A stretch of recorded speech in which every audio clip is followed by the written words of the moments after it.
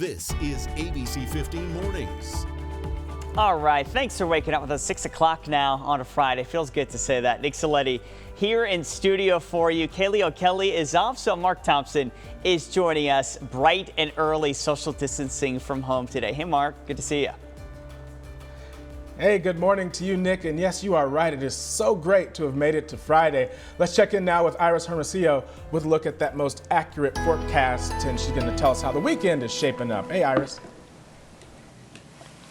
Absolutely. Hey, good morning to you, Mark. We are waking up to gorgeous conditions in the valley again. Maybe a good morning to enjoy some coffee on the patio as our temperature in Phoenix is now down to 71 degrees. We've got 60s across the valley. Another gorgeous start with clear conditions across the Phoenix area. But today, the warm-up will be a little faster, so be mindful of that as today's going to be a warmer day overall. We'll be into the upper 70s by 9 a.m. and then the 90s hit this afternoon with a high today of 95 degrees. That's 4 degrees warmer than we've been the last couple of days.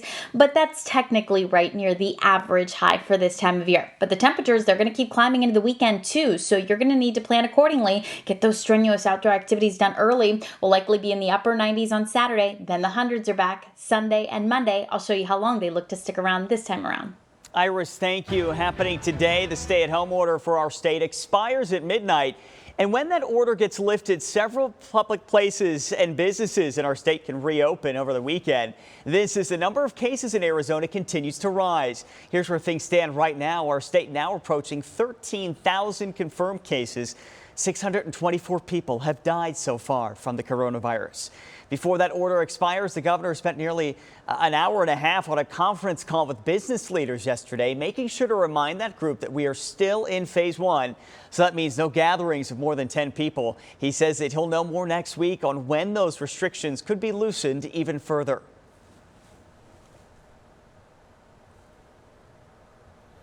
Well, places of worship, they were not required to stay closed during the COVID-19 pandemic and stay-at-home orders, but many of those churches, they had to follow those guidelines for social distancing.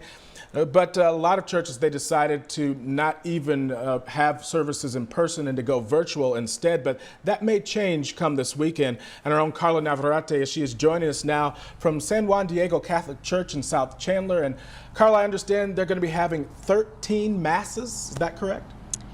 That is correct, Mark. You are right. And in fact, those were the same amount of masses they were having before COVID-19, bringing in that same number. Now we're talking those masses between St. Juan Diego, where we're at, and their sister church in downtown Chandler, St. Mary's. Now, one thing I do want to mention is, though, they're doing 25% capacity. So normally they see anywhere between 7,000 people. Now they're expecting to see about 1,500 parishioners come through their doors this weekend. Now, one other thing that the father did tell us, Father Dan McBride of St. Juan Diego, they will have their ushers take people to specific pews in order to keep that social distance. They will have masks, or asking people to bring their masks and also their hand sanitizer. They will have no holy water, and they will be sanitizing the pews after each and every service over the weekend and over the weekends to come. And at St. Mary's, they will have speakers in the courtyard for those who wish to not go inside the building, but instead listen outside. Like we have classrooms at St. Juan Diego that seat normally maybe 30 people. So we're reserving that for like one big family. You know, we have families that are as many as 10 or 12 kids. So we're trying to make sure that they have a place that they could feel comfortable with all their kids.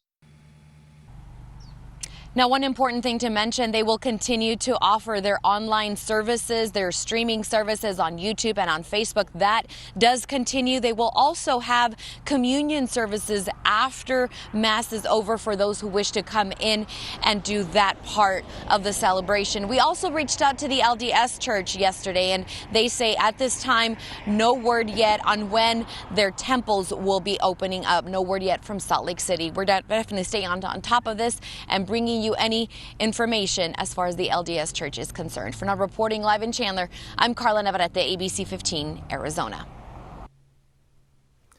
Carla, thank you. And as soon as the stay-at-home order is lifted, just about everything is going to reopen except for bars. They're going to remain closed just for now. And also don't expect to attend any concerts or festivals anytime soon, as those large gatherings will not be allowed as well. Nick? Mark, thanks. 6:04. While the state starts to reopen, the Navajo Nation is staying on lockdown. Yesterday, supplies were delivered throughout the Navajo Nation as 147 new cases were reported, along with 16 more deaths. The president of the Navajo Nation says 8% of the population there has tested positive for the virus, compared to just 2% of the U.S. Because of this, the Navajo Nation has extended its weekend curfew for the 6th straight week. Stay-at-home orders remain in effect there until at least mid-June.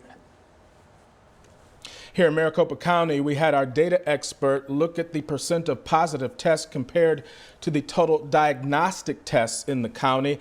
And the numbers show that Maricopa County has had a downward trajectory for at least 5 days in a row. But Wendy Smith-Reeve, she's our ABC15 analyst and former director of emergency management. She says that a return to restaurants and movie theaters and gyms, it could change that trajectory, not just in the county, but also statewide. Listen.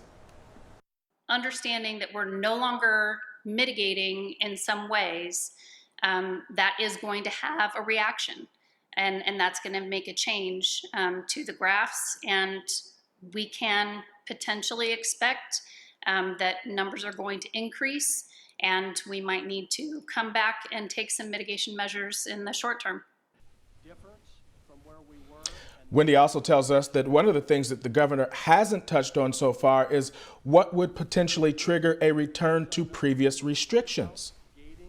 In their opinion, and based on the numbers that they were presenting, that Arizona is meeting the gating criteria for all 3 areas. So if at some point we are no longer meeting that gating criteria for at least one of the 3 areas, then the expectation is that an action needs to occur, and we need to take a step back and implement the mitigation measures again. As for the governor's executive order, the revisions or repeal of that order, it's going to be looked at and reconsidered every 2 weeks. Well, the pandemic is causing ripple effects, and now an area of concern we're hearing about is child abuse.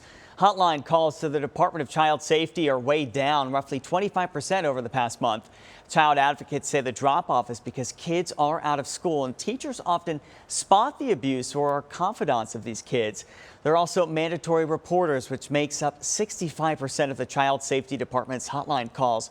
While reports are down, experts say abuse and neglect is likely on the rise, along with substance abuse, unemployment, and domestic violence. That's why they say it's critical for everyone to be on the lookout and report any potential abuse. We can look to see if kids are timid. Do they have marks on their faces? Are they, little things like that. So there's opportunities for all of us as we go about our way, just to make sure we're keeping a watchful eye for all kids. The safety net is other adults to do the reporting. It's typically not the family members. DCS is already preparing for an influx of calls once schools start back up. They also say there's a huge need for foster families. The numbers have dwindled during COVID-19, but training is still happening online. They're especially needed right now because some group homes and shelters are shutting down in this pandemic.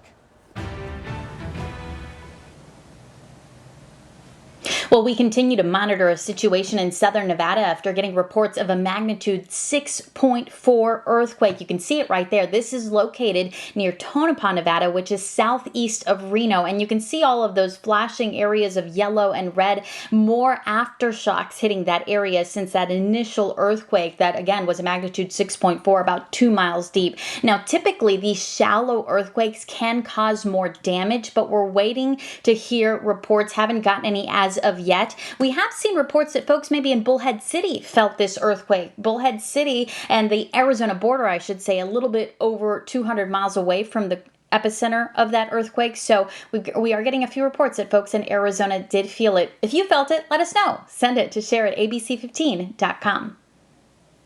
All right, Iris, thank you. And we've got new details this morning on the mystery of a missing ASU engineering professor. Now this morning, MCSO detectives confirming that they believe Professor Junshuk Che was murdered, and they believe that key evidence is buried somewhere at this landfill in Surprise. Our ABC15 drone with video of that area, but after a second full day of searching, no signs of any breakthrough. Che is known around the world for his research and invention supporting brain and lung function. He has not been seen since late March. 6:09 on this Friday, and still ahead on ABC15 Mornings, scorpion stings are on the rise. Doctors tell us it has been a busy year and it's just starting. And our nation's deficit in the trillions of dollars because of multiple coronavirus stimulus bills. But how will the government get that money back, and will you like it? We'll tell you after the break. ABC 15 Desert Drive Time, sponsored by Accident Law Group. 6:13 on a Friday. Live look outside. This is I-10 at 35th Avenue. Seeing some more traffic there build eastbound as we go towards downtown. ADOT zooming in for us right now, so a little bit of slowdown there. For the most part, though, we're seeing nice, clear valley roadways. No major crashes to report, so that is definitely some good news, though. Hey, warmer weather and scorpions. It's a familiar combination here in Arizona, right?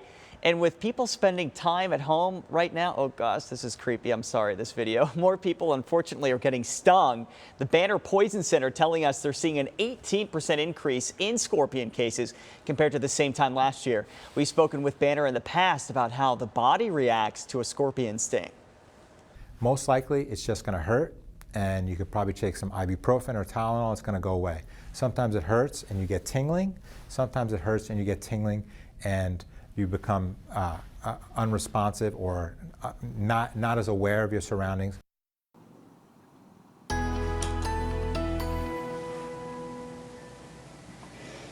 Yikes. No, thank you. Oh my goodness. Yeah. We know that scorpions, they're a natural part of living here in the desert, right? Hopefully you don't have any interactions with them anytime soon, but know that temperatures are going to be trending up here as we head into the weekend. So of course, as we just talked about with the heat, that's certainly likely to bring some of those scorpions inside looking for some cooler conditions in your house. All right, let's talk about that forecast. Right now, we've got beautiful clear conditions. This time lapse from the Arizona Department of Environmental Quality shows you that as that sun came up, nothing but clear skies out there, and it's bright out there. Now that that sun has been up for about a half an hour, a little bit more than a half an hour now, our temperatures are going to start to climb. Now, right now, still feeling pretty comfortable, but we're about 2 degrees warmer now than 24 hours ago. And today, the warm-up will be a little faster, as all in all, it's going to be a warmer day. It's 71 degrees at Phoenix Sky Harbor, 48 in Prescott, 56 in Kingman, and down into the 30s right now in Flagstaff. Still a great morning to get outside, though. If you want to get out for a walk, maybe you want to go get a hike in, maybe a bike ride, do it sooner rather than later. It'll feel more comfortable, I promise you. Temperatures in the low 60s right now in Surprise. It's 66 in Goodyear, 63 in Chandler, and only 64 in Gilbert, with temperatures in the low 60s in Cave Creek. Here's how that hour-by-hour forecast breaks down. We'll go from the 60s to low 70s now, back into the mid-70s by 7 a.m., then upper 70s by 9 o'clock. Our warm-up will be quicker. That means we'll see the 80s about an hour earlier today, and then we're going to see those 90s set in by around 1 o'clock this afternoon. Last few days, we haven't seen them set in until a little later in the afternoon, so it's a quicker warm-up. Our temperature will hit 94 by 3 o'clock, and then I think Phoenix tops out right at 95 degrees. That 95, though, is right at the average high for this time of year, so we're still not doing too bad. Highs in the low to mid-90s all across the valley. Apache Junction, you'll top out at 93, 95 for Ahwatukee, and 94 today in Surprise. In western Arizona, look for highs in the mid-90s in Bullhead City and Yuma, mid-80s today in Kingman. We'll reach 80 in Sedona and upper 70s in Payson Globe. You're going to top out at 85 degrees. Breezy still across northern Arizona, but winds here in the valley looking light. And with those lighter winds, I should say, and with more sunshine, our air quality is getting worse. You notice all those areas in orange, including here in the valley. We've got an ozone high pollution advisory today. That means ozone concentrations will reach unhealthy levels, and that could be extended into tomorrow. Temperatures climb tomorrow and Sunday into the hundreds by Sunday. We'll see those hundreds again on Monday, but then notice temperatures drop. So the hundreds will be short-lived. We'll be back into the 80s, at least for a day, by next Wednesday. All right, Iris, thank you. Well, happening today, the House is expected to vote on another coronavirus relief bill. It's worth about $3 trillion and includes more $1,200 checks to Americans. It would also increase the payments for dependents to $1,200. each and include dependents that were left out of the first round. Also in that proposal, unemployment benefits would extend until the end of the year. It would expand hazard pay, business tax credits, and health care coverage for people who lost their jobs. That bill is not expected to pass in the Senate. Well, the nation's deficit is now in the trillions of dollars, and that's thanks in part to some of those stimulus bills that we were talking about. Well, Maya Rodriguez, she spoke with some economic experts who say that they're going to have to get that money back, but you might not like how they go about doing it. Unemployment in the U.S. now reaches well above 30 million people, historic levels and desperation. We haven't gotten a paycheck in 6 weeks. We haven't got unemployment. What are we supposed to do? Because of that, it's hard for many to think beyond this week, let alone this year. Some are, though. We need to have a longer-term plan. Jim Angel is a professor of finance at Georgetown University. He says plans like the Paycheck Protection Program for small businesses and the $1,200 stimulus checks many workers got may seem like free money to those getting the help, but it's not. This is an election year. And with a closely fought battle coming our way, it's no surprise that the politicians are saying, let's give everybody free money.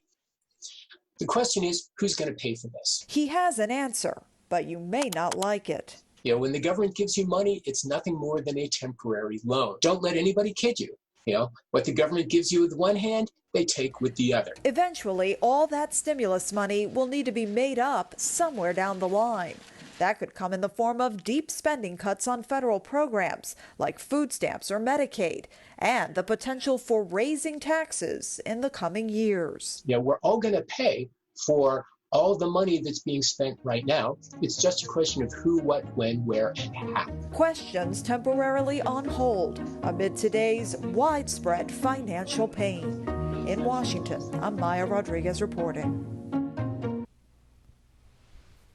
Well, scientists at ASU's Biodesign Institute, they're working on a new saliva-based coronavirus test, which could be faster and easier to administer than the current swab test that's being used. The Institute's executive director said that the new type of test could be a game changer. The test would be less difficult to administer and cause less discomfort to the patient than current nasal swab tests. Test administrators would hand a person a vial to collect their saliva and then send that sample to a lab. In the meantime, paper stimulus checks to people on Social Security start going out today. People with direct deposit started getting theirs late last week. Recipients should receive their payment the same way they received their SSI payments. This is for those who are considered low income, are blind or disabled, and cannot work.